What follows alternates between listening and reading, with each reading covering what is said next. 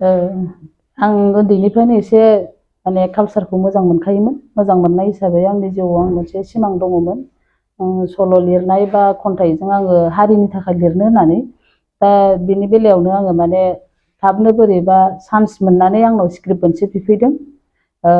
Script बिनाय लोगो लोगो माने आङो स्क्रिप्ट मोनसे लिरबाय आरो बे लिरनायनि थांखियानो जादों जेनेबा सावथुनखौनो दिहुननाय आरो ओमफ्राय बे स्क्रिप्टखौ आङो समाजनि माखासे जायफोर थासारिखौ आं गावनो नुबाय थायो बे माने बे थासारिफोरखौ सल' आरो खन्थाइ लिरबाबो आजिखालि बारा नायला, ओंखायनो सावथुननि गेजेरजों आं मोनसे बर' समाजनो आंनि गोरबोजों मेसेज होथावथावैनो आङो बेखौ माखासे काल्पनिक आरो माखासे ससियेलि बुस्थुखौ लानानै आङो सुजुनाय जादों। आं बेखौनो माने पायेल मुंनि मोनसे सावथुननि नाम दोनदों आरो बे स्क्रिप्टखौनो आं गोसो जानानै लिरनानै दा दिहुननो हानायनि लामायाव फैबाय आरो जाखांजोब्बाय। जों गिबियाव मिडियायावबो जोङो गोबां होननाय जादोंमोन जे भारानि प्रडाक्सनाव जों बे फिल्मखौ दिहुनगोन, नाथाय माखासे गेजेराव जोंहा एसे टेकनिकेल उसुबिदा जाबाय। दा बे माखासे उसुबिदा एबा माखासे जेंनानि थाखाय जोङो बेनिफ्राय बोखांनानै दायो माने NB फिल्म प्रडाक्सनाव जों हगारनायनि मोनसे सिन्था खालामबाय आरो। मानि थाखाय जोङो बे माबाखौ प्रडाक्सनखौ सोलायनो गोनां जाखो एसे बुंनो हागोन नामा? दा बेखौथ' आं सिगाङावनो बुंखाबाय आरो माखासे जोंहा जेंना जादों बेखौ दिहुननायाव। दा टेकनिकेल माखासे जेंना जायखौ आङो एसेबां बुंजोबनो सानासै आरो जेंना नालाय जेंनायावनो दोननाय जाबाय आरो। बेवहाय स्पन्सर आरो प्रडिउसार महरै सनजय एबा एसोटिंबो दं होनना मिथिनो मोन्दोंमोन। गेजेर ससेयाव बिथाङा गैया जानानै फैदों, बेयाव मा बुंनो सानो? दा जेंनाफोरखौ नोंथांमोना सोंबाय नालाय आं एसेखौ बुंनांसिगोन। दा गिबियावनो जोंनिया बे फिल्माव डाइरेक्टर हिसाबै प्रबिन बसुमतारी, दिनैबो बिथाङा डाइरेक्टरैनो दङ आरो स्पन्सर आरो फाइनान्सार बियो माने एसोकिंआनो आरो गासैबो हाबाफोरखौ दा एसोकिंआनो मावजोबनाय जाबाय आरो। बे सावथुनखौ बबेयाव नुनो मोनगोन बेखौ एसे बुंफोरना होनो थाखाय खावलायबाय आरो लोगोसे बेखौ बोरै कन्टेक्ट खालामबा मोनगोन बेखौ बुंनो थाखाय खावलायनाय जाबाय। दा जोंखौ सावथुनखौ दिहुननो नाजागासिनो दं होननाय लोगो लोगो जोंनाव गोबां माने कन्टेक्टआव माने जायगा फुजा बोथोराव दिन्थिनो होननानै जोंनाव कन्टेक्ट खालामनाय दंखायो।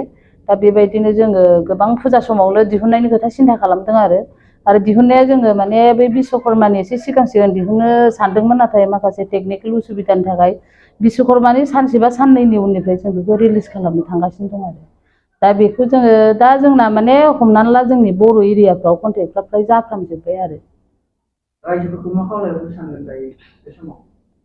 रायजोफोरखौथ' आङो बेखौनो खावलायनो सानदों, खावलायनोल' नङा माने आङो खुलुमनोबो सानहरदों बा गोसो गोरबोजों माने आंनि अननाय सिबिनाय गासैखौबो जासिहरनानै आं जे स्क्रिप्ट लिरदों बे स्क्रिप्टआव माखासे मेसेज दङ आंनि मोनदांथिया। दा रायजोफोरा बेखौ माने कालचारखौ जौगाहोनायजों लोगोसे आरो बे आंनि गोदान स्क्रिप्टखौ बयबो आं अनसायगोन होननानै सानदों आरो जिउआव आं गोबां बेनि अनगायैबो आं फिल्म लिरनायनि खोथा सिन्था खालामदों। ओंखायनो गिबियावनो आंनि बे गोसो जानाय आंनि गोरबोनि सिंनिफ्राय ओंखारबोनाय स्क्रिप्टखौ आं बयबो रायजो राजाफोरखौ बर' आइजोनि मोनसे मावथाय, बे मावथायखौ गोबां बर' आइजोफ्रा जाहाथे गोसो गोरबोनि साननायखौ दिन्थिफुंनो हानाय बेबायदि मोनसे बिदिन्थि हिसाबै आं बयखौबो अनसायगोन होननानै आंनि गोरबोआ बयनिबो रायजोसिम अननायजों लोगोसे खावलायनाय बावहरनाय जादों आरो। दा बे समाव जिहेतु क'क्राझार बायदि ओनसोलफ्राव जोंहा बर' सावथुननि जुदि गोदान बर' सावथुन ओंखारोबा देखायनो थाखाय सिनेमा हल दङ, नाथाय जोंनि सनितपुर एबा बिश्वनाथाव जिहेतु बर' सावथुन मालाबा ओंखारोबाबो दिन्थिनो थाखाय जोंहा हल गैया, बेनि सायाव आब'आ मा बुंनो सानो? दा बेनि जेंनाफोरखौ आं मोजाङै मोनथिया, ओमफ्राय आङो खिन्थु आंनि गोसो गोरबोआव सिन्था खालामदों आरो बै हलफोराव माबायदि जोंनिखौ मानि थाखाय दिन्थिया, ना माबा मोनसे जाहोन दं नामा, बे जाहोनफोरखौ मोनथिया। खिन्थु आं दाखालि माखासे मानसिफोरजों सावरायलायदों जे जोंनि लिरनाय एबा गफुरनि लिरनाय माखासे फिल्मफोराबो बै हलफोराव जायगा मोनगोन नामा आरो मोनाबा मानि थाखाय आरो मोनोबा माबोरै, बिनि बागै आं सावरायलायनो थाखाय गोबां मानसिजों कन्टेक्ट खालामनानै रायज्लायनायबो जाबाय आरो। दा आं सानदों बे सावथुनखौ बे हलफोरावबो देखायनो हानायनि मोनसे लामा मोनगोनदां होननानै आं आसा खालामदों आरो। जोनोम सान आरो गुबुन गुबुन गाब गोनां बुब्लिफोराव खुगा गोदै खालामनो जों लुबैयो केक। नंगौ, जोनोम सान आरो बायदि गाब गोनां बुब्लिफोराव नोंथाङाबो लुबैयो केक। मोनफ्रोमबो बुब्लियाव केकआ बयखौबो मुहिहोयो आरो देहाखौ थाजिम मोनहोयो। बेबायदिनो क'क्राझार सहर डन बस्क' एच.एस. स्कुल र'डनि वार्ड नं 4 आव दं नोंथांखौ मुहिहोग्रा आरो थाजिम मोनहोग्रा गोथाव केक। गोथार जोनोम सान फालिनाय बायदि गाब गोनां बुब्लिफोराव खुगा गोदै खालामनो नोंथाङा लांफैनो हागोन क'क्राझारनि बेकारि एन्ड कनफेक्शनारि रेस्टुरेन्टआव गोरबो सोलेर थाजिम मोनहोग्रा मेजेरनाय गोथाव केक।